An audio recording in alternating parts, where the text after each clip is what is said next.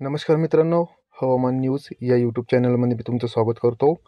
तर मित्रांनो, आपण जाणून घेऊ 22, 23 आणि 24 डिसेंबरचा हवामान अपडेट. तर मित्रांनो, छोटीच अपडेट आहे. व्हिडिओ आवडल्यास व्हिडिओला लाईक करा, नवीन असाल तर चॅनलला सबस्क्राईब करा. तर मित्रांनो, आपण स्क्रीनवर बघू शकतो, बंगालच्या खाडीमध्ये चक्राकार स्थिती निर्माण झालेली दिसत आहे. ह्या कमी दाबाचा पट्टा निर्माण झालेला आहे मित्रांनो बंगालच्या खाडीमध्ये. तर हा कमी दाबाच्या पट्ट्यामुळे आपल्या महाराष्ट्रामध्ये थोडासा प्रभाव याचा आपल्याला जाणवेल. तर मित्रांनो हे वातावरण हळूहळू महाराष्ट्राच्या दिशेने सरकत आहे. तर आपण बघू शकता, बंगालच्या खाडीमध्ये हे चक्राकार स्थिती निर्माण झालेली दिसत आहे मित्रांनो. याचा प्रभाव आपल्या महाराष्ट्रामध्ये कसा पडेल आणि किती पडेल मित्रांनो, हे आपण पुढे बघू.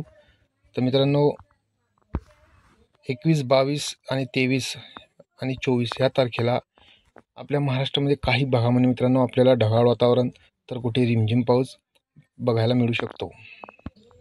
तर मित्रांनो, 23 तारखेला जसं बघितलं तर सातारा, सांगली, विजयपूर, सोलापूर या भागात मित्रांनो आपल्याला ढगांची दाटी बघायला मिळेल. या भागात मित्रांनो आपल्याला ढगाळ वातावरण खूप बघायला मिळेल. तर कुठे अधूनमधून रिमझिम पाऊस देखील आपल्याला बघायला मिळू शकतो. तसं मित्रांनो, सोलापूरच्या काही भागात आपल्याला हलक्या ढगाळ वातावरण बघायला मिळेल. तर तसं ढगांची दाटी मित्रांनो आपल्याला सांगलीच्या संपूर्ण भागामध्ये आपल्याला बघायला मिळेल. हे मित्रांनो 23 तारखेचे वातावरण आपल्याला दिसत आहे. तसं मित्रांनो, 24 तारखेला खेड, जुन्नर ह्या भागात देखील आपल्याला ढगाळ वातावरण तर कुठे कुठे रिमझिम पाऊस पडण्याची शक्यता आपल्याला आहे मित्रांनो. तर बाकीकडे जर बघितलं मित्रांनो, नाशिक, मनमाड, मालेगाव या भागात मित्रांनो आपल्याला वातावरण कोरडेच बघायला मिळेल. थंडीची लाट ह्या भागात आपल्याला बघायला मिळेल मित्रांनो.